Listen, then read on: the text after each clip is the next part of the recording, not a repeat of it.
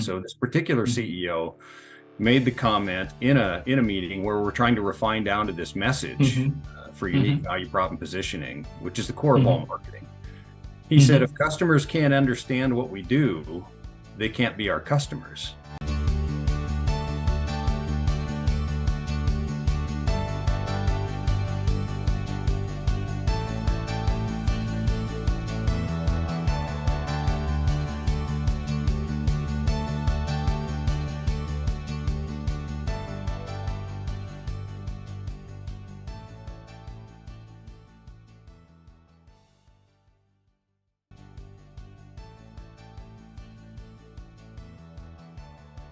Thanks, Mike. Thanks for joining us. Right, for all those who are listening to us, I would love to, kind of extend a warm welcome to our guest tonight, Mike O'Brien.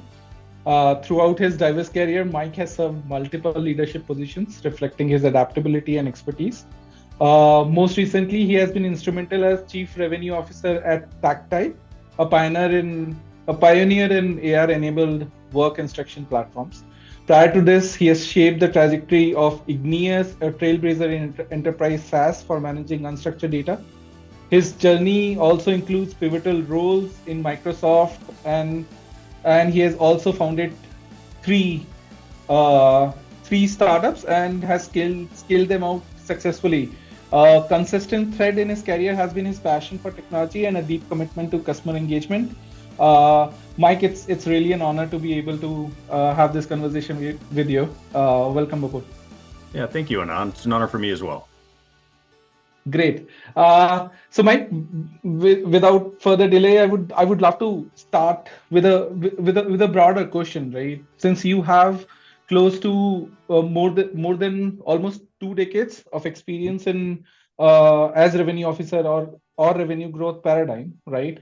I would love to understand in your experience, right, across these 2 decades, right?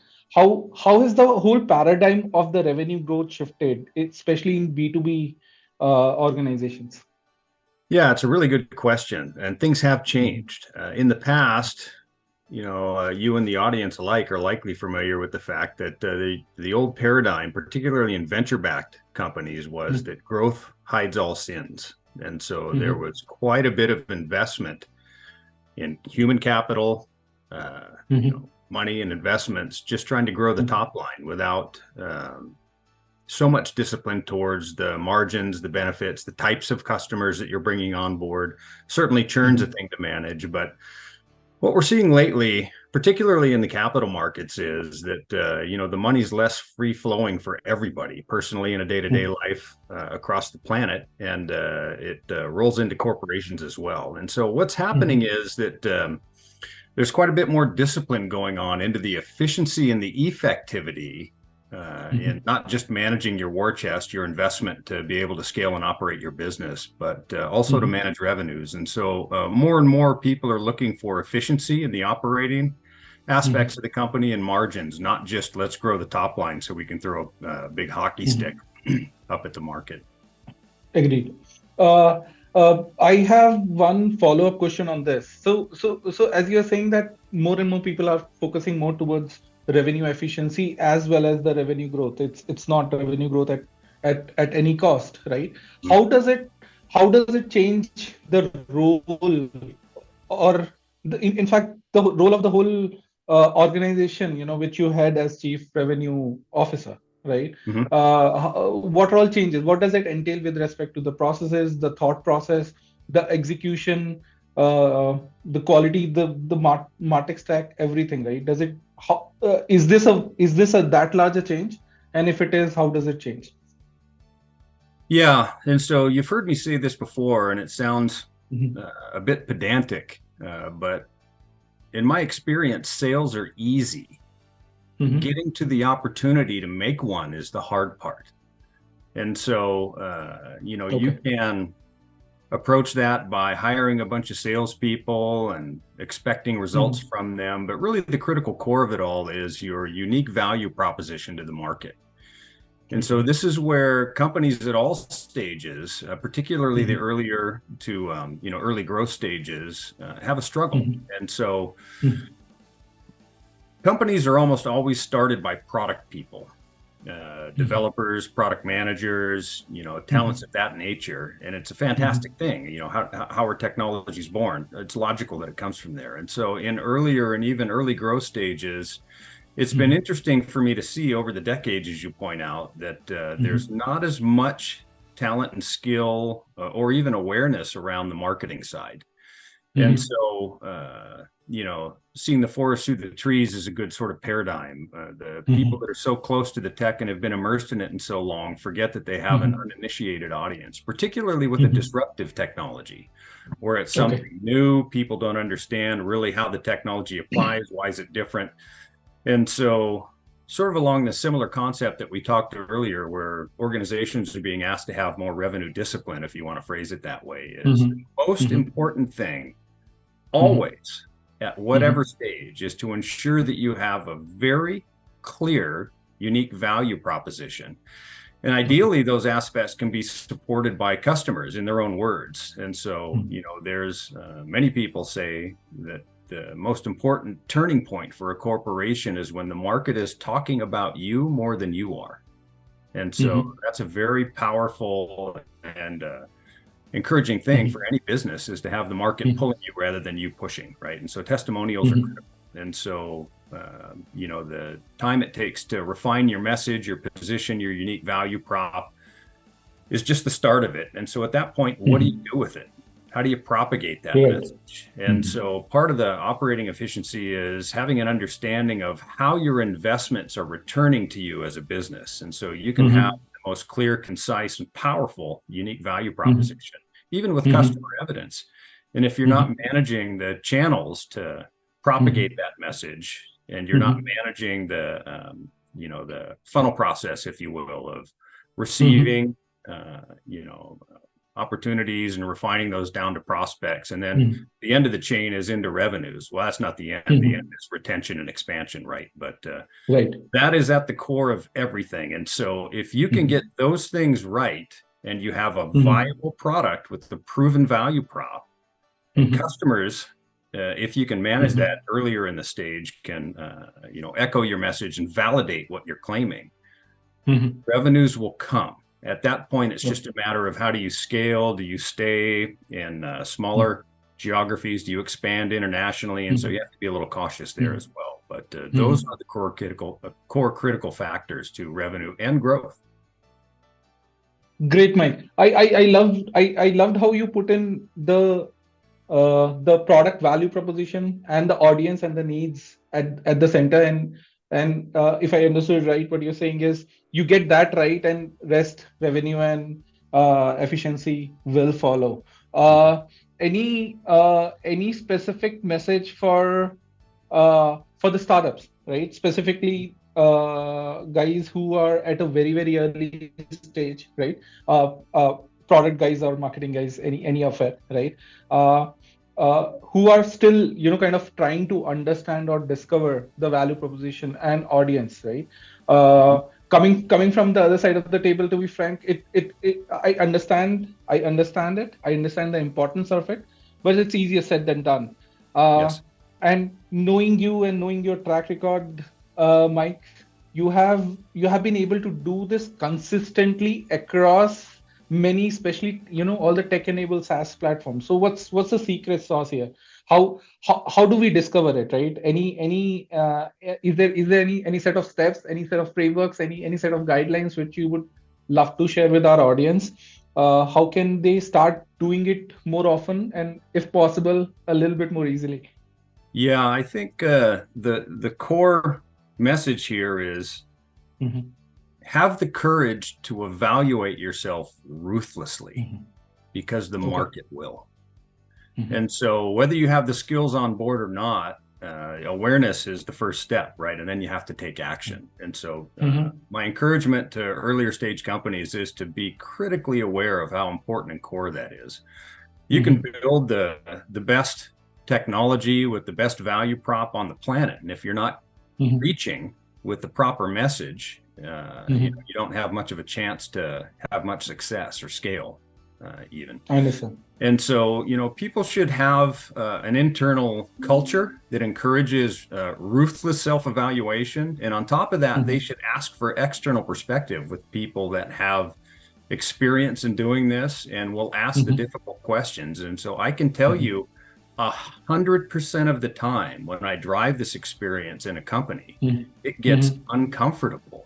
And so it's almost stunning that you'll have very seasoned, very talented product managers or product marketing managers or even devs. So the devs are a little more introspective, right? You can see the coin drop in the question, and you'll see the devs look up and start thinking it through and getting it. And the product managers tend to get self-constrained on their concept and their messaging and forget that it's not obvious to everybody. And so you don't have to get it down to an elementary school level, but it is important to build a progressive positioning on that unique value prop so that the coin drops for your audience and they understand. And from that,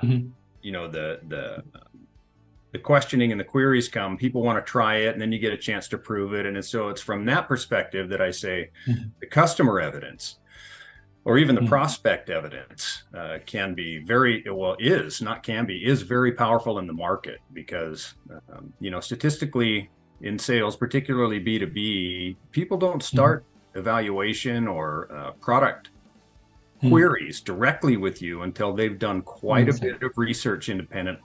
And so, they want to come to their own conclusions. And so some of that challenge is that you may have to uproot those conclusions to demonstrate your value prop and your positioning. And it's really a dialogue. It has to always be a dialogue with the prospects because they have experiences that you don't. Fundamentally, you have a theory, a product, a technology to apply, and you're faithfully executing on the fact that you understand the premise, but you have to constantly be open to learning a new perspective so that you can refine those things in your messaging and your positioning, because ultimately it's the customer that you're satisfying. It's not yourself. So relevant. I love the idea that if you would not introspect, market would definitely give you that particular feedback. Mike, in your experience, or you've worked with many companies, you have consulted many companies, right? Any specific organization or a case where you have seen this happening well? Yeah. We've done it ourselves a few times, but it's probably less well known to the audience. There's a company called Snowflake that did a very good job of rapidly scaling with a very efficient platform, a good message, very clear value prop, and easy uptake on the customer side. So the implementation, the operability was actually part of their value prop, the administration of it all. And so Snowflake was a multi-cloud data store company, well, still is, a very successful one that allowed for, again, these dissimilar environments. It didn't matter where your data was. That can be a very large constraint. Are you in AWS? Are you in Azure? Are you a Google? Do you have things on site? And so they established a very powerful platform it didn't matter where your data was. You have to move it to do analysis on it, as I'm sure you're aware. And so the time to value, the minimal effort and the ease of use to get to the results that people are seeking was a very powerful message. And so they explained that, articulated it, and proved it very, very well. And their growth rates demonstrate that. So they had a very tight concept. I have to presume, I wasn't directly involved at Snowflake, but I was at a company that wasn't, the venture firm was an investor in Snowflake as well. And so very, very successful effort there. Amazing. And as a user of Snowflake, to be frank, what you said previously, right? You should not be talking about your product. Your customer should be talking about the product. And yes, at least in last couple of times when we have incorporated Snowflake, right? It was practically based on the output or the references which we have got from other places. So very well put, right? Okay. So Mike, I know you have very, very deep experience, very, very rich experience working with startups as well as enterprises like Microsoft, creating this culture and part of that leadership, right? But for somebody who's new to this, right, who has been part of not as many or is not as experienced, right, in working with the founders, especially from tech and product background, right? What would be your suggestions for them to be able to bridge this gap between the product and the market and making this value proposition as the core to the organization? Yeah, super insightful question. And so, as we've discussed, companies are founded by product people, and in their histories and their roles, by definition, they're not so in touch, and certainly not on a day-to-day basis. And hopefully that continues to be true with the market and customer requirements, feedback, and all that sort of thing. And so it's very, very important for a company at whatever stage to keep contact with the market, the changes, even in their dev stack, they have a feature priority problem. Right. What sort of functions and features do we do first? We can't do it all at once. And so it's very, very important from a number of aspects. But I have had a personal experience at a company with a disruptive technology where the CEO, while we were in this very difficult conversation, of asking them to get very clear on the core value prop and the reasons why it's valuable to a prospect and a customer, why it's meaningful to the market. And so often they get almost paralyzed with not knowing how to articulate that, because it's been their experience and in their head and in their concept every day. And so for them to be able to stop, back up, think about it, and create a very clear, concise message to the market, what that value prop is, can be difficult. And so this particular CEO made the comment in a meeting where we're trying to refine down to this message for unique value prop and positioning, which is the core of all marketing. He said, if customers can't understand what we do, they can't be our customers. And so it was a crystallizing moment. And so, we all have to go through these frictions, I guess. I get it. And so, we were able to stop the meeting. I was able to remind everybody that what we're trying to accomplish here is to deliver a disruptive technology to market. By definition, you have to be very clear at why somebody should pay attention to what you're saying, why it's valuable to them. And so, we were able to reset the meeting, and building that common thread across leadership will propagate down to the organization to be a customer-centric, very clear, concise, focused company at all aspects for how to talk about what you do, why it's important, why it's powerful, how you will benefit from it. And then at the end of that, or in the middle of it, because it's a journey, you can hopefully get to a point where customers are talking about you more than you are. That's a very powerful moment in the company. Yeah. I understand. Very well put, Mike. So Mike, again, something I would love to, kind of go deeper into it, right?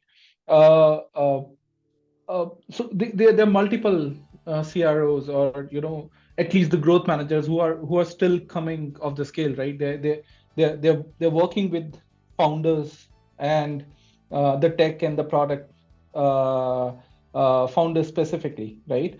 What would you suggest them, right? How can they go about and kind of I would say kind of take their function, or the importance of or the criticality of this particular function, or the revenue, or the customer experience, or customer feedback importance of it? How should they kind of put it across? How can they be part of the solution of creating a culture where customer comes first and the value proposition becomes the core to the idea of the startup? Yeah, I think as I mentioned earlier, the most valuable way I've experienced over all this time is to periodically have them engage directly in customer dialogue. And so if you have a very large opportunity and they have questions, particularly in early stage companies, look, no software is ever complete, right? You're always adding features, you're always adding functions, you're always improving and streamlining. And so particularly in these early stage companies, the hearing from the customer at what features and functions are core to them taking and it can be a large process to change your platform for operation. It can be easy as well. You can just, add a service and it supports what you're already doing. You don't have to change or rip and replace anything. And so some of that's dependent on, the level of disruption, I guess, if you will, to the customer's operations and what it takes to move over to your platform. But it's really important for them periodically, look, I'm a proponent of allowing developers to develop and not be on the front lines all the time and talking with customers. And if they're, fortunate enough to have a good customer success person, which to me, within the company with you, that customer success function should have one foot in dev as a good pipeline for information and features. So they should be, technically savvy and experienced in what you're trying to accomplish, as well as what I refer to, and a lot of people do, is good customer facing people. And so that they're able to have a dialogue with them and learn from them and bridge that gap.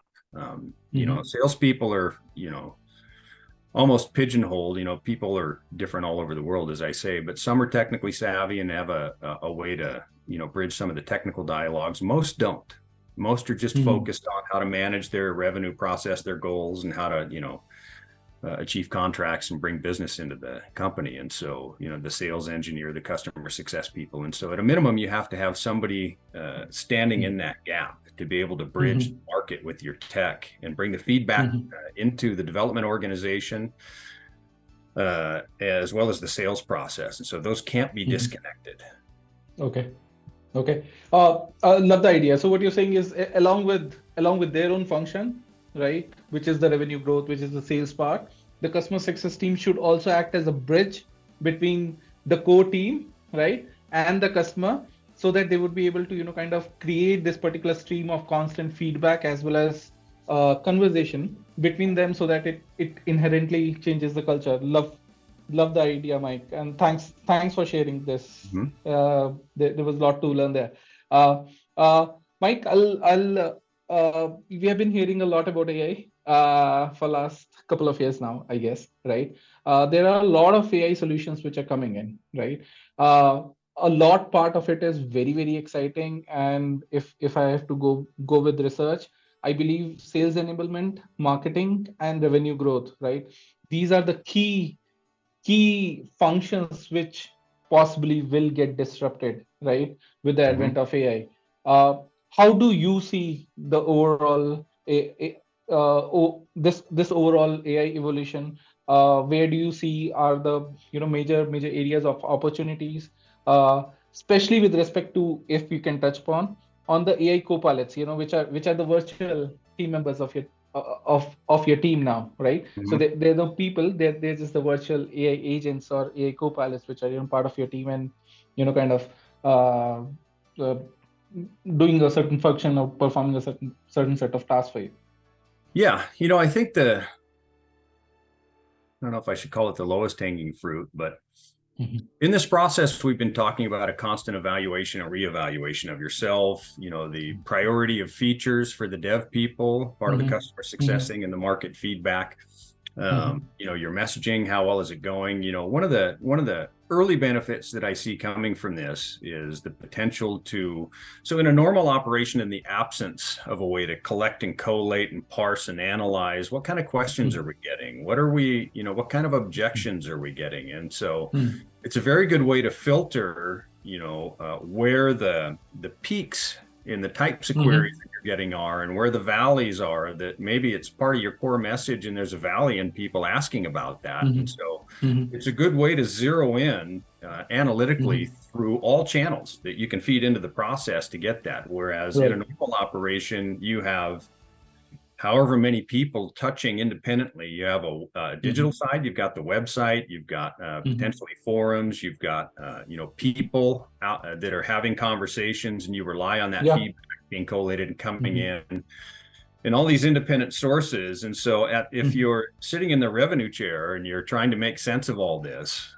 it's very difficult to get all that stuff into a bucket and be able to parse through it and understand what these passive things in your operation are impacting your process to reach and effectively deliver your value prop and refine that down to a revenue. And it extends even to post-sales, where that customer success journey continues. Hopefully you can expand through these people. And so it's any business should have a culture of constant learning, rather than, I've learned everything I need to, and the market needs to understand why I'm so wise and they should just listen to me.